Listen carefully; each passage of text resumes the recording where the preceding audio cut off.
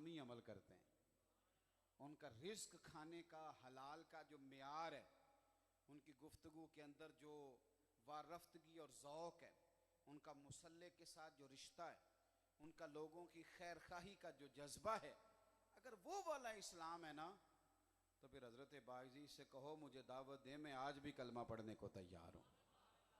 تو عمل والی زندگی اختیار کریں۔ یہ تھوڑا سا کہانیوں سے باہر آئیں، تھوڑا سا عمل کا ذوق۔ میں آپ کو بتاؤں کہ اب وہ جو فضائل کی احادیث تھیں وہ بہت ساری جگہوں پہ ذکر ہی نہیں کی جاتی، جن میں بتایا گیا تھا نا کہ 2 کلمے اللہ کے بڑے محبوب ہیں۔ حضور علیہ السلام نے فرمایا 2 کلمے ہیں، کلمتان حبیبتان الی الرحمن، 2 کلمے ایسے ہیں جو رب کے بڑے محبوب ہیں، اور فرمایا زبان سے ادا کرنے بڑے آسان ہیں، اور جب میزان عمل پہ تولے جائیں گے تو ان کا وزن بہت زیادہ نکلے گا۔ تو صحابہ کہتے ہیں ہمارے تو کان کھڑے ہو گئے کہ یہ 3 باتیں حضور نے بیان کی اور بڑی معیاری، کلمے صرف 2 ہیں، اللہ کے محبوب ہیں، زبان سے کہنے آسان ہے، میزان عمل پہ وزن زیادہ ہوگا۔ تو کہتے ہیں اب ہمیں جلدی پڑ گئی کہ سرکار ذرا جلدی بتا دیں وہ کیا ہے۔ تو حضور نے فرمایا وہ ہے سبحان اللہ و بحمدہ، سبحان اللہ العظیم۔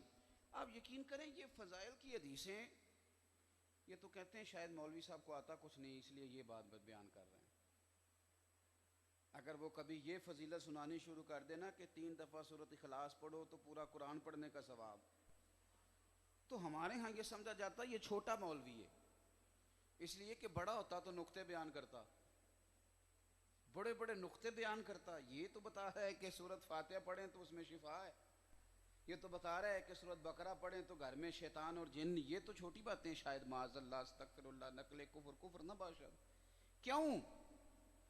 اس لیے کہ ان کو جب حضور کی زبان سے پتہ چلا نا کہ سبحان اللہ و بحمدہ سبحان اللہ العظیم کی فضیلت کتنی ہے، تو سن کے سبحان اللہ کہہ کے گھر نہیں گئے، بلکہ ان کا وتیرہ بن گیا، اٹھتے بیٹھتے چلتے پھرتے ہر وقت اس تسبیح کو اپنی زبان پہ رکھا کرتے تھے۔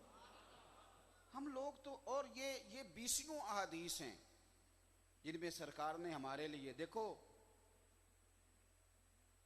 فجر کی نماز پڑھ کے بیٹھنا ہے، لمبا نہیں، فجر کی نماز پڑھ کے بیٹھنا ہے اور سورج نکلنے تک۔ ہماری اہل سنت کی مساجد میں فجر ویسے ہی اجالے میں ادا کی جاتی ہے، ہمارے امام صاحب کا مذہب ہے کہ فجر اجالے میں پڑھو۔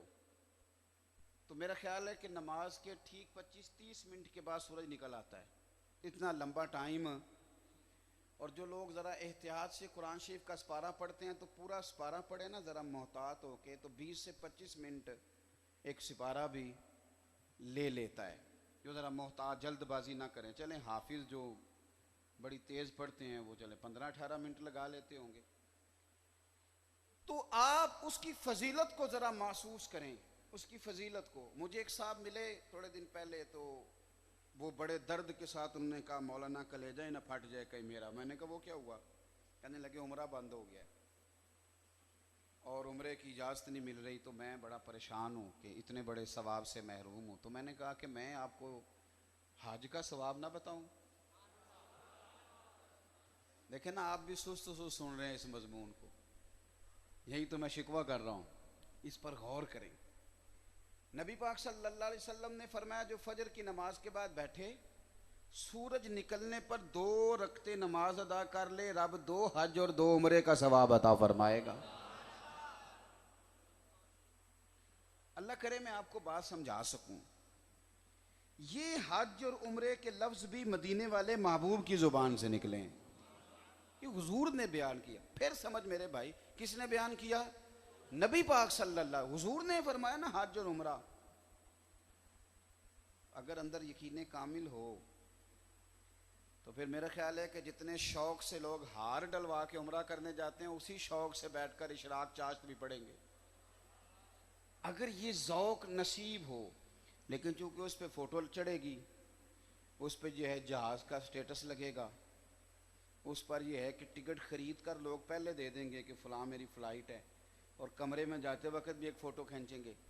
تو عمل کا جو ذوق ہے، جو لوگ دیکھیں نا، نبی پاک صلی اللہ علیہ وسلم مغرب کی نماز پڑھا کے گھر چلے گئے، حضرت عبداللہ ابن عمر رضی اللہ تعالیٰ عنہ فرماتے ہیں کچھ لوگ مسجد شریف میں بیٹھے رہے، نماز عشاء کے قریب سرکار نماز سے پہلے واپس آ گئے، اور حضور نے فرمایا بھائی تم یہاں کیوں بیٹھے ہو؟ عرض کی یا رسول اللہ صلی اللہ علیہ وسلم بس چند دوستوں کا خیال بن گیا تھا کہ آج مغرب سے عشاء تک رب رب نہ کریں، مسجد کو ٹائم نہ دیں، اللہ اللہ نہ کریں۔ تو نبی پاک صلی اللہ علیہ وسلم فرمانے لگے میں گھر بیٹھا تھا کہ جبریل امین آئے ہیں، انہوں نے آ کے عرض کی یا رسول اللہ مسجد میں جا کے دیکھیں آپ کی غلام کیا کر رہے ہیں کہ رب ان پر فخر فرما رہا ہے۔ میرے بھائی یہ جو عمل کا رستہ ہے، یہ جو اللہ اللہ ہے، یہ جو عبادت ہے، یہ جو تقوی ہے، یہ جو درود پاک ہے، یہ جو تسبیح ہے، یہ جو انسان کا مزاج ہے، بڑی باتیں سارا دن لوگ کرتے ہیں، بڑا کچھ کرتے ہیں، لیکن وہ جو خاص رستہ ہے عمل کا، اللہ اللہ کا، ذوق کا، شوق کا، توانائی کا، کچھ لوگوں کا آج ماشاءاللہ سے مختلف قسم کا مزاج بن گیا ہے، آتے ہیں کہتے ہیں جی فلانی جگہ مرید ہیں، چلے ہمارا دل ہے آپ کے پاس بھی آیا جائے کریں، طالب بنا لیں۔ تو میں کہا کرتا ہوں کہ جو شجرہ پیر صاحب نے دیا تھا آپ کے وہ پڑھتے ہو؟ کہتے ہیں دعا کرو ہم پڑھنے لگ جائیں۔ تو میں نے کہا میاں نیرا دعا سے کام چلتا تو پھر ہمارے بزرگ تبلیغ کرنے نہ نکلتے، صبح سے شام تک دعائیں مانگتے رہتے۔ دعا کی تاثیر پر کوئی جو ہے وہ شک شکے والی بات نہیں، لیکن یہ کہ عمل کب کرنا ہے۔ بڑی تقریریں ہو گئیں، بڑی باتیں سن لی، بڑا کچھ ہو گیا، اپنے لیے تلاش کریں عمل کا رستہ، چھپیں تھوڑا سا بغل میں مصلی لے کے تو کسی دور مسجد میں جا کے بیٹھیں، اٹھ بلیا چل اوتھے وسیے جتھے وس دے نہیں سارے انے، نہ کوئی ساڈی ذات پچھانے نہ کوئی سانو مننے۔ تھوڑا اپنا ذوق زندگی کا دوبالا کریں، عمل کا رستہ، تلاوت کا، عبادت کا، ریاضت کا، اور تھوڑا سا تقوی کا، اور زبان۔ ایک بندہ دور سے آیا حضور کی بارگاہ میں، مشکات شریف میں موجود ہے، اور کریم محبوب علیہ السلام کی بارگاہ میں عرض کرنے لگا یا رسول اللہ میں بڑی دور سے آیا ہوں، پتہ نہیں دوبارہ آ سکوں کہ نہیں، حضور بوڑھا بیمار ہوں، مسافر پردیسی ہوں، ایک بات مجھے بتا دیں جس کو میں پکا پلے سے باندھ لوں اور میرے کام آئے۔ اللہ کے رسول علیہ السلام نے فرمایا زبان کو خشک نہ ہونے دینا، تر رکھنا۔ یا رسول اللہ کس چیز سے؟ فرمایا تیری زبان ہر وقت اللہ کے ذکر سے تر رہنی چاہیے، اس کو خشک نہ ہونے دینا، یہ تر رہے اور اللہ کے ذکر کے ساتھ تر۔ بھائی اپنے لیے عمل کا رستہ اختیار کریں، عمل کا۔ اب تو ایسے عشاقان رسول سے ملاقات کا موقع ملتا ہے جنہوں نے سارے کا سارا عشق صرف اپنی جیب میں رکھ لیا ہے، یعنی وہ بڑے بڑے علماء کے بارے میں کہتے ہیں کہ فلانا کچھ بھی نہیں کرتا اور میں بڑا مجاہدانہ کردار ادا کر رہا ہوں، انہوں نے اپنی جیب میں بند کر لیا مٹھی میں۔ حالانکہ لوگ کام کرتے تھے تو پھر کہتے تھے اللہ جو ہم سے ہو سکا ہم نے کیا، تو فضل فرما اور قبولیت کا درجہ عطا فرما، اللہ سے قبولیت کا سوال کر۔ تو پہلی بات میرے بھائی اپنی زندگی عمل والی بنائیں۔ آپ کو کہیں سے کوئی فضیلت کی چیز ملے، کوئی حدیث پاک ملے، ہمارے بعض بزرگوں نے یہ بھی لکھا ہے کہ جتنی فضائل کی احادیث ہے نا، یعنی سبحان اللہ کی فضیلت آ گئی کہیں، دیکھیں نا سورہ حشر کی آخری 3 آیات ہیں، توجہ ہے میرے دوستوں کی، سورہ حشر کی هو اللہ الذی لا الہ الا هو عالم الغیب والشہادۃ هو الرحمن الرحیم۔ فرمایا یہ 3 آیات سورۃ حشر کی آخری، حضور فرمانے لگے جو صبح پڑھ لے شام تک اور جو شام پڑھے صبح تک، ایک بندے نے ایک دفعہ اس کی تلاوت کی، فرمایا اگر صبح پڑھی تو شام تک اللہ کے فرشتے اس کی بخشش کی دعا کرتے رہتے ہیں۔